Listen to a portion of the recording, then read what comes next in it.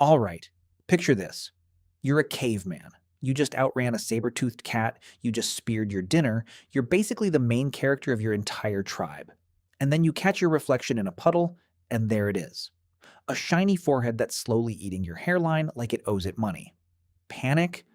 Not really, because here's the twist that's going to bug you for the rest of this video. Ancient humans went bald too. Not sometimes, not rarely, all the time.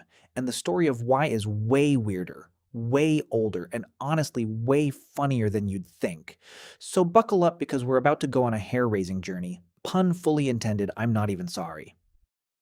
Let's start with the obvious question.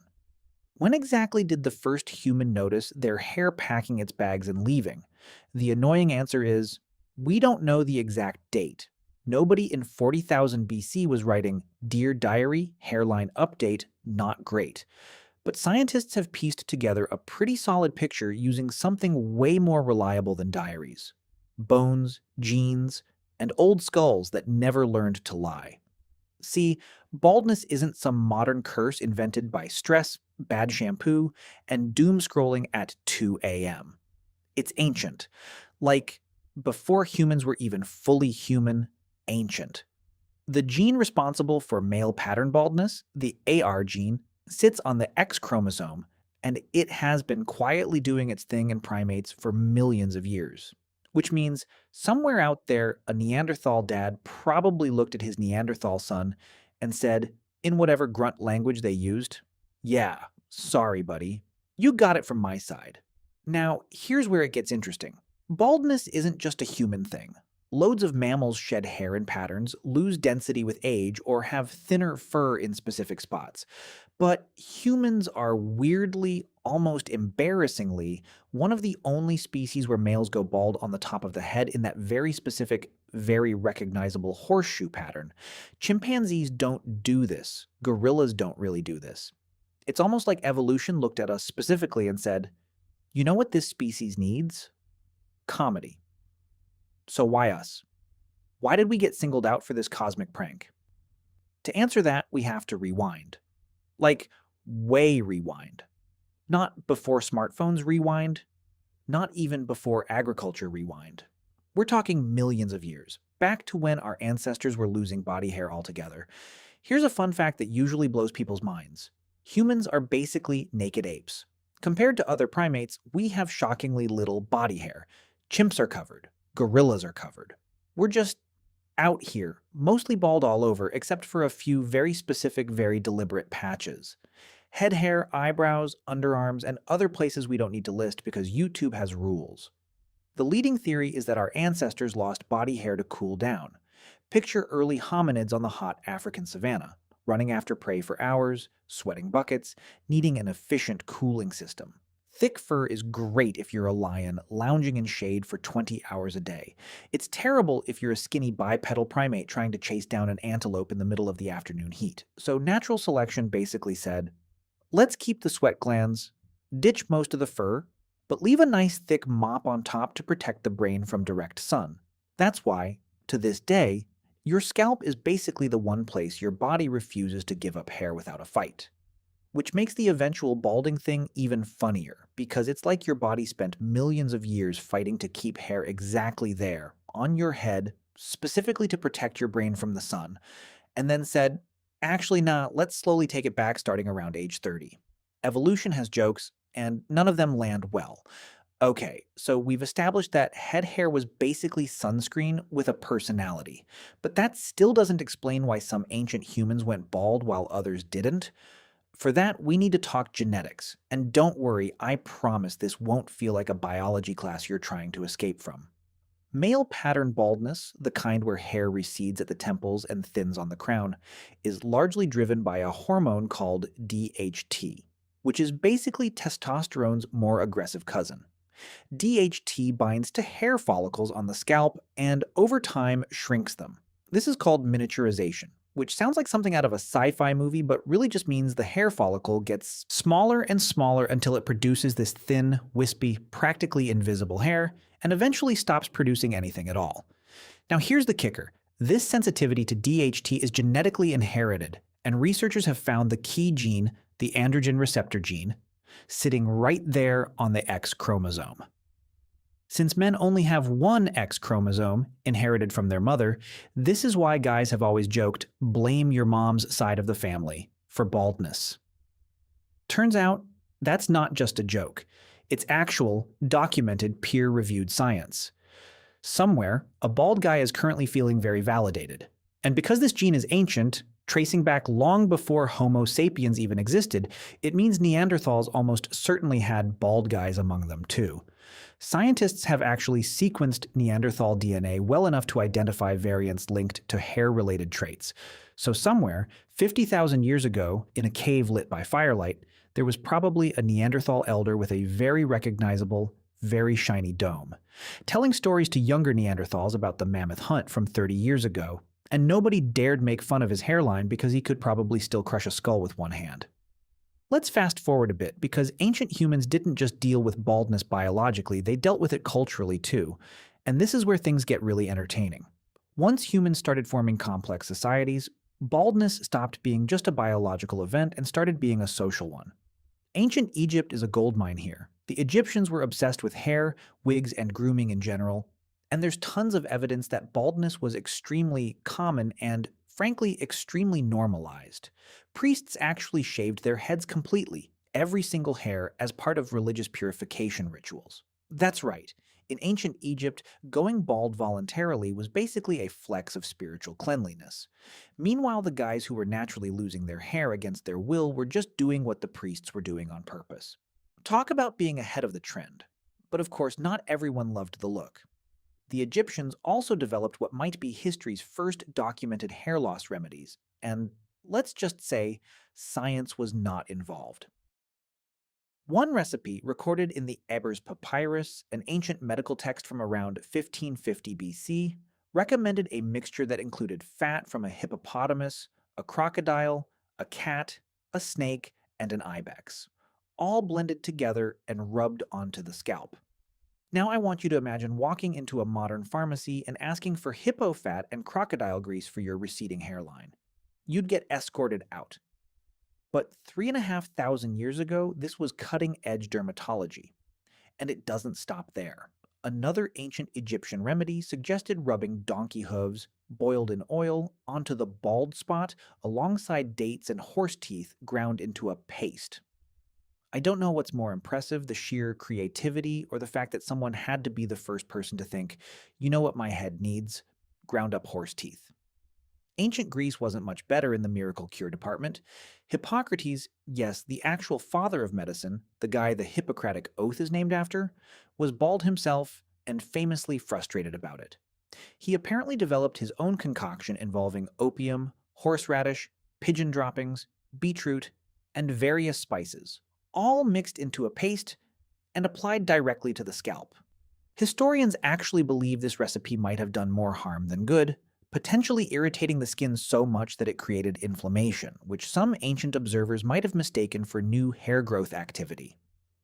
Basically, the father of medicine may have accidentally invented placebo-based scalp damage. Iconic. Interestingly, Hippocrates also made an observation that's held up remarkably well over the centuries. He noticed that eunuchs, men who had been castrated, did not go bald. This was actually a shockingly accurate clue about the hormonal roots of baldness, thousands of years before anyone understood what testosterone or DHT even were. He didn't have the vocabulary for it, but Hippocrates basically stumbled onto the hormone connection through pure observation. Not bad for a guy also rubbing pigeon poop on his head. Now let's talk about how baldness was perceived socially, because this is where it gets wonderfully messy. In some ancient cultures, baldness was seen as a sign of wisdom and age, something to be respected. Elders in many tribal societies were often bald or graying, and that visual cue became linked with experience, survival, and status. If you'd lived long enough to lose your hair naturally, in a world where the average life expectancy could be brutally short due to disease, warfare, or just really angry wildlife, that alone was an achievement worth respecting. But in other cultures, baldness carried a very different, much harsher stigma. In ancient Rome, for example, baldness was often mocked, and prominent Romans went to seriously elaborate lengths to hide it. Julius Caesar, arguably one of the most powerful men to ever exist, was famously self-conscious about his receding hairline. Historical accounts describe him combing his remaining hair forward to cover the bald spots, and he reportedly loved wearing a laurel wreath specifically because it doubled as convenient camouflage for his thinning crown. Let that sink in for a second. One of history's greatest military conquerors, a man who reshaped the entire Roman Republic, was out here doing the ancient equivalent of a strategic comb-over.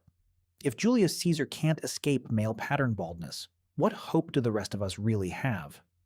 The Romans didn't stop at mockery either. They also had their own arsenal of questionable remedies. Pliny the Elder, a Roman scholar and one of history's most prolific writers, documented multiple hair loss treatments in his massive Encyclopedia Natural History. Suggestions included applying bear fat to the scalp, using ashes mixed with oil, and even rubbing crushed mice into the bald areas. Yes, mice. Whole mice, or at least parts of them, mashed into some kind of scalp paste. I genuinely cannot imagine the conversation where someone tested that for the first time and thought, yeah, we're on to something here. Now, let's zoom out and ask a bigger question. Why does male pattern baldness even exist in the first place from an evolutionary standpoint? Normally, evolution doesn't keep traits around unless they serve some kind of purpose, or at least don't actively hurt survival and reproduction.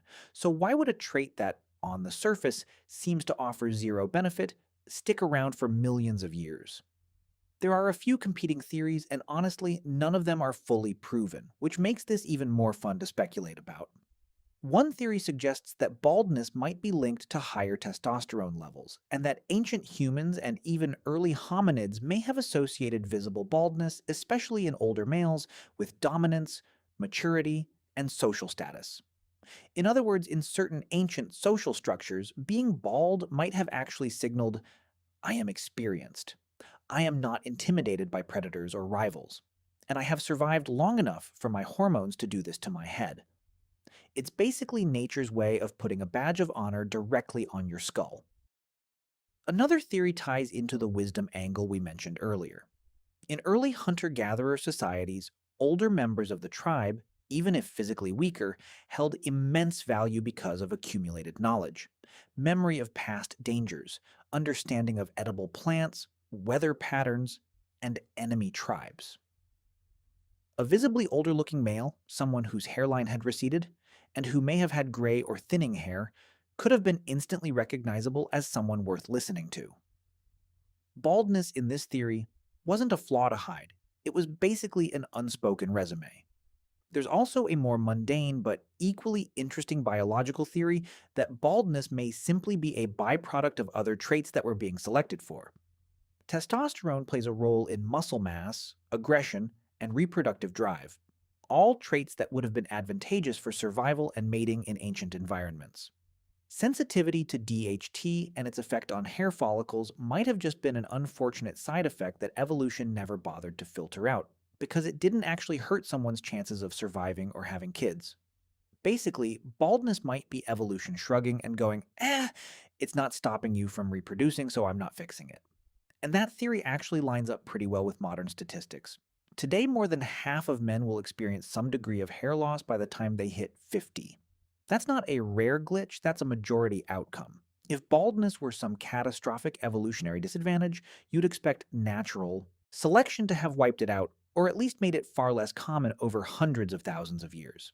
Instead, it stuck around, generation after generation, all the way from ancient hominids to your uncle at Thanksgiving dinner adjusting his hat. Let's go back to the ancient humans for a second, because there's actually physical evidence that helps confirm all of this. Skeletal remains alone obviously can't tell us about hair, since hair doesn't fossilize the way bone does. But scientists have found other clues. Ancient art is one of the biggest sources. Cave paintings, carvings, and early sculptures across multiple ancient cultures depict figures with clearly receding hairlines or bald crowns, suggesting that ancient artists were specifically capturing this trait because it was a recognizable, normal part of human appearance, not some rare anomaly worth ignoring. By the way, if you want to go even deeper into the secret lives of ancient humans, I just launched a full course called The Secret Lives of Ancient Humans. 10 modules, 3+ hours of content covering everything we never talk about on YouTube. What they feared, how they communicated, what hunted them, and much more. Plus an exclusive PDF guide included. Link in the description. See you inside. Ancient Mesopotamian artifacts, some dating back over 4,000 years, include depictions of bald or balding men in positions of authority, priests, rulers, and elders. Ancient Chinese texts and artwork also reference balding scholars and elders, often in respectful or neutral contexts rather than mocking ones. It seems like the further back in certain cultures you go, the more baldness was simply treated as, well, a thing that happens, rather than some tragic flaw requiring 12 different creams made of crushed reptile. Now, here's a detail that a lot of people don't know, and it's honestly one of my favorite parts of this whole topic. Baldness patterns can actually differ based on genetics tied to specific ancestral populations. Studies on hair loss genetics have found that certain gene variants linked to male pattern baldness are more or less common depending on regional ancestry, which lines up with historical observations that some ancient cultures documented widespread baldness among their populations while others rarely mentioned it at all. Certain indigenous populations in the Americas, for example, historically showed remarkably low rates of male pattern baldness compared to European populations, and modern genetic research has actually traced this back to differences in androgen receptor gene variants. So, in a very real sense, ancient human migration patterns, the ones that split populations across continents tens of thousands of years ago, quietly shaped which descendants would end up dealing with a receding hairline and which wouldn't. Your ancestors' journey out of Africa might have literally determined whether you'd need a hat by your 35th birthday. Let's talk about women for a second too, because baldness in ancient times wasn't purely a male story, even though male pattern baldness gets most of the historical spotlight. Female pattern hair loss existed in ancient times as well, though it tends to present differently, usually as an overall thinning rather than the receding hairline and bald crown seen in men. Ancient Egyptian texts and remedies actually include treatments aimed specifically at women experiencing hair thinning, which tells us this wasn't some rare, unspoken issue. It was common enough that entire treatment sections were dedicated to it. Ancient wig making, especially in Egypt, wasn't just about fashion or status, it also served as a very practical solution for anyone, male or female, dealing with hair loss or thinning. Speaking of wigs, let's give them the spotlight they deserve, because ancient wig making was seriously impressive. Egyptian wigs were crafted from human hair, wool, or plant fibers, meticulously styled, and sometimes scented with beeswax and perfumed cones that would slowly melt throughout the day. Wigs weren't just for hiding baldness either, they were status symbols, worn by pharaohs, nobles, and priests, regardless of whether they actually had hair underneath. In fact, many Egyptians shaved their heads specifically to wear wigs comfortably, especially in the intense desert heat, since a wig was easier to keep clean and lice-free than natural hair. So in ancient Egypt, ironically, a huge number of bald people were bald entirely by choice, hiding perfectly good hair underneath elaborate wigs, while the actually balding folks blended right in without anyone knowing the difference. Genuinely one of history's greatest unintentional equalizers. So, when did ancient humans start going bald? Based on everything we've covered, the honest answer is probably almost as long as there have been humans, and likely even before that, stretching back into our primate ancestry. The genetic machinery behind male pattern baldness is ancient, tracing back millions of years, long before Homo sapiens ever existed. Neanderthals likely experienced it. Early Homo sapiens definitely experienced it. And by the time we get into recorded history, ancient Egyptians, Greeks, Romans, and countless other civilizations were all dealing with, documenting, mocking, embracing, or desperately trying to cure baldness using approaches ranging from religious shaving rituals to, unfortunately, crushed mice. What's wild is how consistent the human response has been across thousands of years and completely disconnected cultures. Regardless of continent, regardless of era, humans have always had a complicated relationship with hair loss. Some cultures celebrated it as wisdom. Some mocked it mercilessly. Some tried to cure it with genuinely bizarre concoctions that probably did nothing except make someone's scalp smell like a zoo enclosure. And some just shaved their heads on purpose and let everyone else guess. And honestly, in a strange way, that continuity is kind of comforting. If you're dealing with a receding hairline right now, know that you're part of an unbroken chain of humans stretching back tens of thousands of years, all dealing with the exact same biological quirk, all searching for the exact same answers, and most of them, statistically speaking, never actually solving it either. Julius Caesar didn't solve it. Hippocrates definitely didn't solve it, no matter how much pigeon poop he applied. But they lived full, powerful, historically significant lives anyway, shiny heads and all. So the next time you look in the mirror and notice your hairline doing its slow retreat, just remember, somewhere in a cave 50,000 years ago, a Neanderthal was probably staring into a still pool of water having that exact same moment. Some things really do connect us across all of human history, and apparently a stubborn, ancient, deeply persistent hairline retreat is one of them.